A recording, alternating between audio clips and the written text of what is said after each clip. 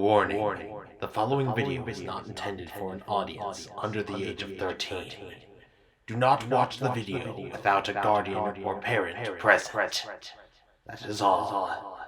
Rumble is red, Frenzy is blue, and oh my god, Springer, do I have some beef with you.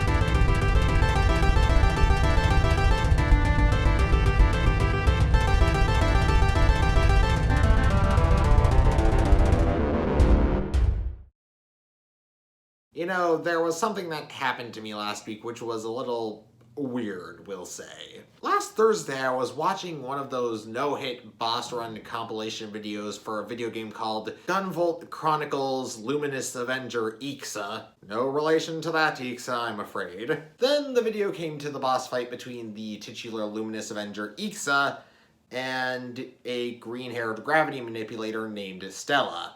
Naturally, in my continued ignorance of this franchise, I assumed that it would be like a Mega Man, in that all of the bosses would sort of be knocked out by Ixa, and then would be brought back after the game. How dare Ix take you away from this world so soon? Oh,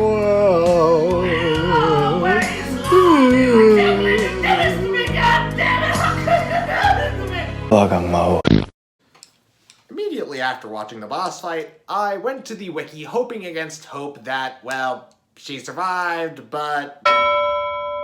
Yep, she did. Although, don't worry, Stella, you are still my waifu for lifeu.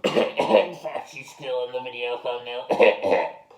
Ugh, sorry, the flu's going around right now. It is horrible. Fortunately, the trauma that I've endured from watching Stella's boss fight was only temporary, it appears. But it did also drag up memories of a certain other predominantly green character that feels as though it's been sucking the hope and joy out of my life like the great and mighty Cthulhu. That's right, it's War for Cybertron Siege. Voyager class, Springer. oh my god! Okay, yeah, in all fairness, I didn't watch a full playthrough of the video game, let alone, well, play it myself, so for all I know, Stella was actually a massive jackass, and I'm basically basing my opinion of her off her design alone. It meant the fact that you hate Springer. My copy is perfectly fine. Oh, right, I'm supposed to be talking about Springer instead of, well, the trauma that I've experienced with the games I'm never gonna play. You know what, just give me a second. That would make a pretty good memoir title. There we go. Perfect. Now then, before I unload the metric butt ton of beef I have with this figure, I have to give him credit for what I really, really genuinely like about him. First off, his design is excellent, and his articulation is basically unrivaled. I mean, we've got shoulder rotation, bicep swivels, elbow bends, wrist articulation, forward and back here at the leg is thigh swivels, and a 90-degree bend of the knee if you can actually get the bit here to unpeg. And before I get to my biggest complaint with the figure, I need to talk about my smallest complaint with it. First off, these feet are a bit shit, to be perfectly frank. My second complaint is the massive stress mark running through this joint in the figure's arm. Third complaint is that, well, the paint on the backpack is pretty darn weak and has scratched off significantly since I acquired this figure. But apart from those things, it's actually fantastic. But then... Everybody do the flop! Seems we are good. お前はもう死んでいる。何? Oh, come on! Now then, you all might think I'm doing this just to fool you, but... Wow. I don't think I've ever seen an action figure with erectile dysfunction in its leg joints before now. But here we are! Also, getting the swords into this figure's hands are really, really difficult because they are super tight, but honestly, after the days I've had with this figure, it's almost negligible. On the bright side, however, the combined mode of this gun actually looks fairly solid in my mind. Heck, even when you take the swords and basically lazily slap them onto the sides, well, I still think that it looks pretty good. Kinda like they are almost like panels that are holding the gun together. I mean, to some people it's probably not the most convincing gun around, but I'm buying it.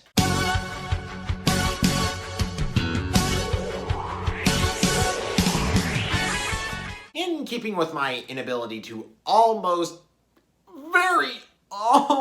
love this figure, the helicopter mode is really, really good. Oh my god. I love this figure so much.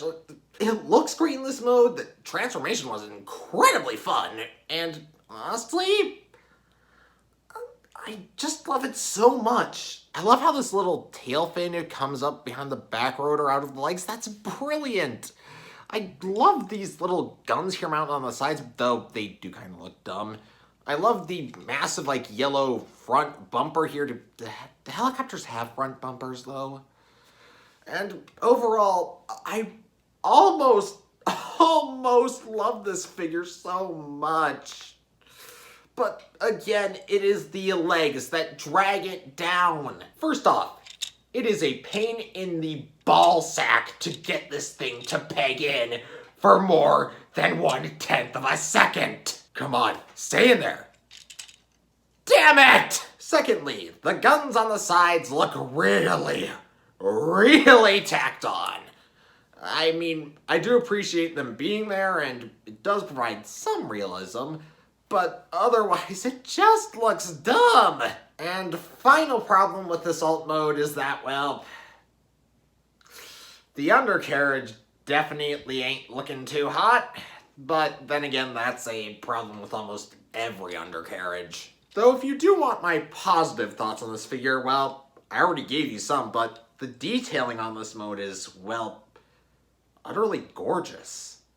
And it really pains me that it's on such a shitty copy. We also have the swords with this arrow motif that weirdly makes me think of a booster pad from a racing video game, like Mario Kart. But again, they're weirdly bent in such a way that, well, they always look super ineffective. Like, you know that scene from the opening of Ninjago, right? Where Kai is forging a sword and he dunks it in water and then it's all curly? Well, that's what this kind of reminds me of.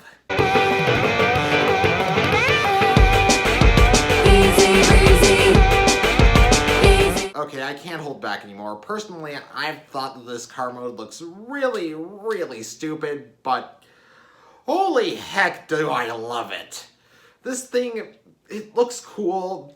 There's all the nice detail on it, and well, it looks great. It looks amazing, but again, it's the legs that really bring it down for me. You see that white bit here in the leg cavity? That was once a peg that was meant to hold the legs together in this mode. I accidentally mistransformed them when I was trying to get them back into robot mode, and then it broke off. And then I couldn't super glue it back onto the figure, and then it made me mad, and then I threw away the peg so I can't fix it anymore. In short, this thing is... God, I really wanted to love this figure. I really did. I genuinely wanted to try it. I genuinely made the effort to like it, but at the same time, it's too flawed for me to say that I love it. I really want to love it. It's just... I can't. I just can't.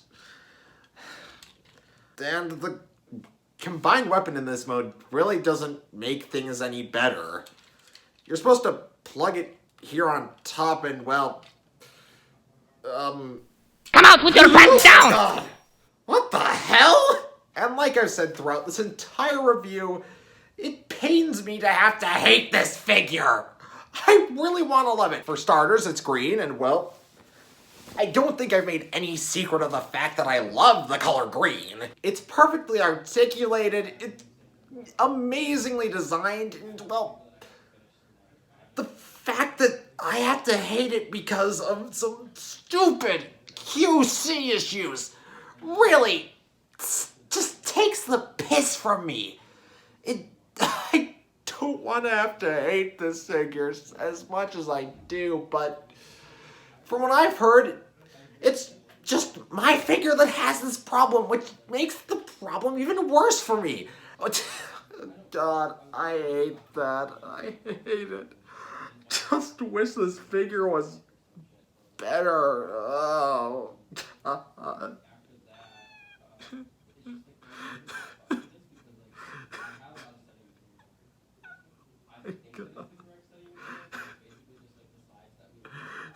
So, what have we learned today? Well, first off, it's way too easy to get me attached emotionally to a character if their design is cool and it's green and it's also a girl with nice back. For me personally, I've learned that it's way too easy to get me emotionally attached to a video game character if their design is cool. And I've also learned that sometimes there's a good figure that's produced and then, well, just one copy of that figure gets all the suck from the others. So, that being said, this is Firebite27, over and out.